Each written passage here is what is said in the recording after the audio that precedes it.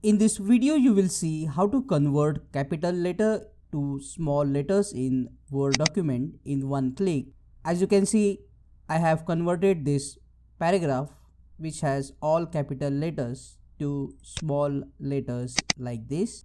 First, select the text you want to convert capital to small.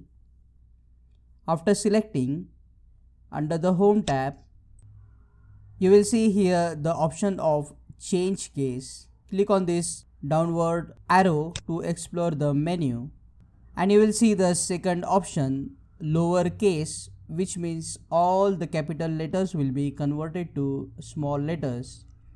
Click on it, and as you can see, the letters are converted to small letters. Use Option Command C shortcut on keyboard on Mac or Shift F3 on Windows 10. Subscribe and click that bell notification icon to watch more useful videos like this every week.